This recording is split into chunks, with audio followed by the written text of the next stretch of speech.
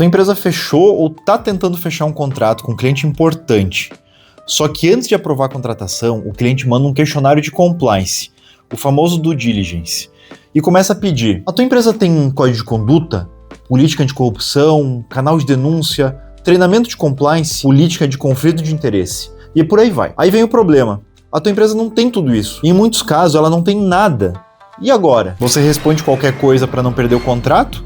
Baixa um modelo da internet? Pede para uma inteligência artificial criar os documentos? Diz sim para tudo e torce para ninguém pedir comprovação? Esse é o erro, porque uma coisa é não ter um programa de compliance estruturado. Outra coisa é declarar para um cliente importante que você tem políticas, controles, canal, treinamento, quando isso não existe. Nesse vídeo eu vou te mostrar o que fazer quando o cliente exige compliance da tua empresa, como responder uma due diligence sem assumir compromisso falso e por que copiar um modelo pronto pode ser mais perigoso do que parece. O objetivo não é fingir que tua empresa virou referência em compliance da noite pro dia. O objetivo é sair do zero, organizar o mínimo necessário e demonstrar uma estrutura realista, proporcional e defensável. E é isso que eu vou te mostrar hoje. Bora pro vídeo. Quando um cliente pede documentos de compliance, ele quer responder uma pergunta: a tua empresa representa risco para ele? Risco de corrupção ou fraude, risco de vazamento de dado, risco reputacional. Para uma empresa bem estruturada, fornecedor também é risco. Se o fornecedor paga vantagem indevida, vaza informação ou ignora uma denúncia grave, o problema pode respingar no cliente. Por isso, cada vez mais, as empresas exigem controles mínimos de integridade dos fornecedores. E aqui que tá a virada.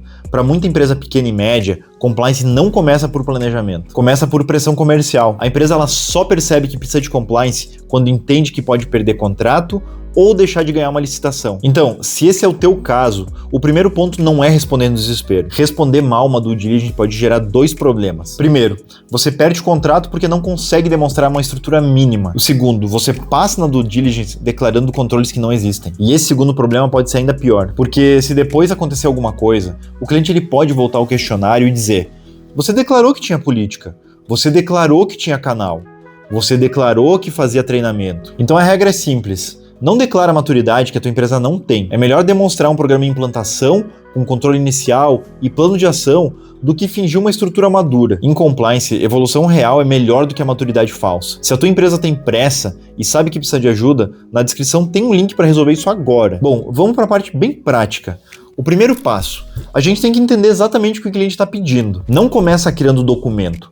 Começa lendo a exigência. O cliente está pedindo apenas um formulário, ele está pedindo documentos, ele está pedindo evidências ou ele está fazendo uma auditoria mais detalhada? Existe um prazo? Existe um risco de perder o contrato? Essas respostas definem a estratégia. Uma coisa é responder um cadastro simples. Outra coisa é passar por uma due diligence de uma empresa multinacional, ou de uma empresa que é regulada, ou de um cliente que tem uma área de compliance bem madura. Antes de criar qualquer documento, entende 4 coisas: o que o cliente quer, até quando, com qual nível de prova e qual a consequência de uma resposta ruim. Esse diagnóstico evita vários erros. O primeiro é subestimar uma exigência.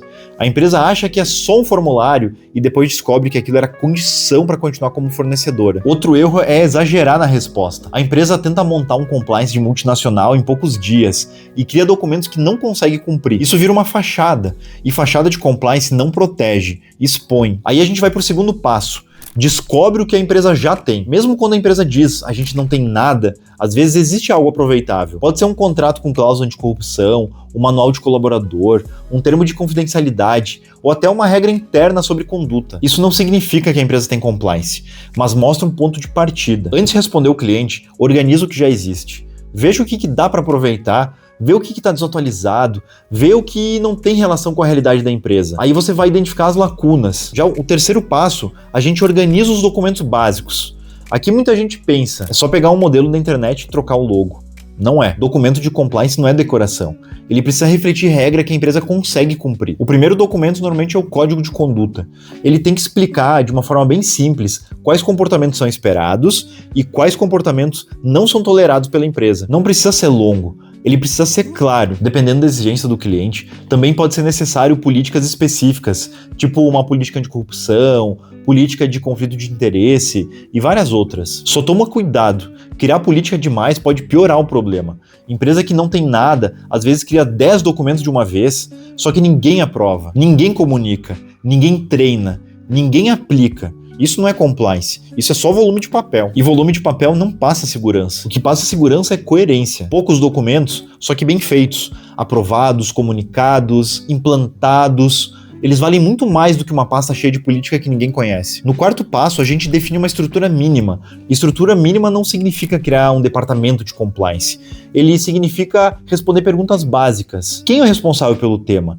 Quem comunica as políticas? Quem acompanha as denúncias? Quem acompanha o plano de ação? Mesmo em empresas menores, precisa existir um ponto focal. Pode ser alguém da diretoria, do jurídico, do RH, da administração ou até uma consultoria externa. O importante é ter alguém conduzindo esse processo. E aqui também entra o canal de denúncias. O canal de denúncias não é o WhatsApp do dono, não é um e-mail genérico que ninguém sabe quem acessa, não é qualquer coisa fala com a RH. Um canal minimamente adequado precisa ter meio claro de recebimento, registro dos relatos, definição de quem analisa, proteção contra a retaliação e possibilidade de anonimato. O cliente não quer saber se você tem regras, ele quer saber se existe um caminho para reportar problema. Empresa sem canal pode ter problema grave acontecendo e não tem estrutura para descobrir. No quinto passo, a gente gera as evidências. Esse é o ponto que mais derruba a empresa improvisada.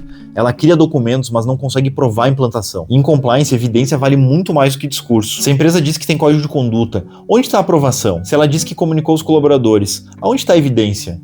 Se ela diz que treinou a equipe, aonde está a lista de presença? Se diz que tem canal de denúncias, onde está o link? Qual é o procedimento ou qual é o fluxo? Evidências simples já ajudam, tipo registro de aprovação, e-mail de comunicação, termo de ciência, lista de presença, material de treinamento, o link do canal, os planos de ação. Muitas vezes não precisa ser uma coisa sofisticada, só precisa existir. E se o cliente perguntar, vocês treinaram os colaboradores? Não basta dizer, a gente conversa com eles. Muitas vezes tu precisa demonstrar quando foi feito, para quem foi feito, qual conteúdo foi abordado e qual registro ficou. No sexto passo, a gente monta um plano de ação. Se a empresa está começando do zero, talvez ela não consiga resolver tudo antes do prazo que o cliente deu. A empresa pode demonstrar 3 coisas: o que já existe, o que foi implantado agora e o que será implantado nos próximos dias ou meses. Por exemplo, o código de conduta já foi aprovado, a política de corrupção está em comunicação, o canal de denúncias está em implantação, o treinamento ele já foi agendado, o responsável interno já foi definido, a gente tem um plano de comunicação criado.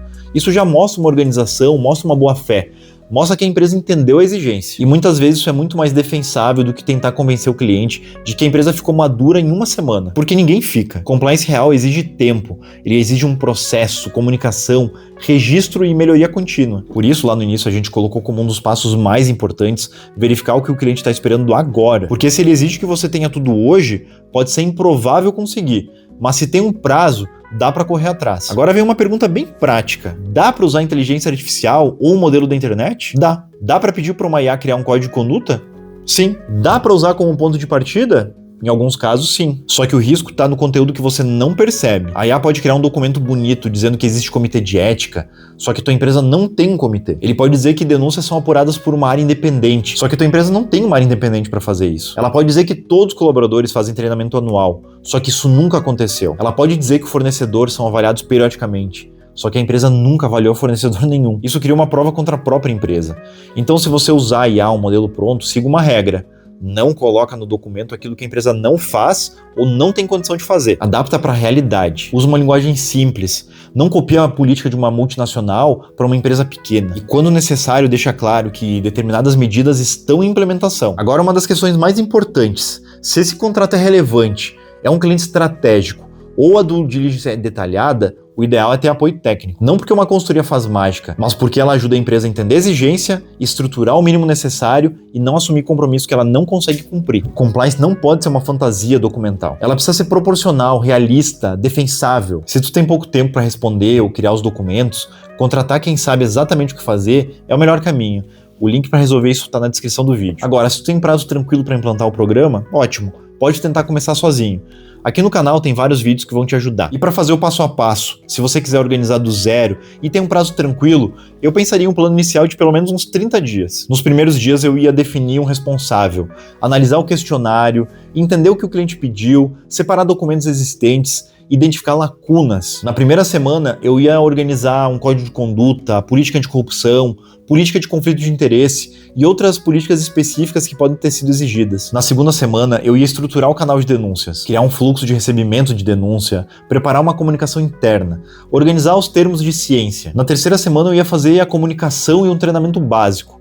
explicar as principais regras e mostrar como funciona o canal. Lembra sempre de registrar tudo. Na quarta semana eu ia revisar o questionário, separar nexos, montar uma pasta de evidências, indicar o que já existe e indicar o que está em implementação. Na sequência eu ia preparar um plano de ação porque ainda precisa evoluir. Isso não resolve tudo, mas já tira a empresa do improviso e pode fazer diferença na continuação da negociação. Agora, antes de fechar, o que a empresa não deve fazer? Ela não deve responder sim para tudo. Não copia documentos sem adaptar. Não cria uma política que depende de uma estrutura que não existe. Não diz que tem comitê se não tem. Não diz que treina se não treina. Não diz que tem canal independente se não tem. Não trata canal de denúncias como informalidade. Não esquece das evidências. E não deixa a compliance ser responsável. Quando ninguém conduz, o programa morre logo depois que acaba a diligência. O compliance deixou de ser um tema distante só para grandes empresas. Para muitas pequenas e médias empresas, compliance virou critério comercial. É a diferença entre continuar vendendo para um cliente importante ou ser deixado de fora. Porque cliente grande não quer só papel. Ele quer saber se a tua empresa representa um risco. E se a tua empresa não conseguir responder isso,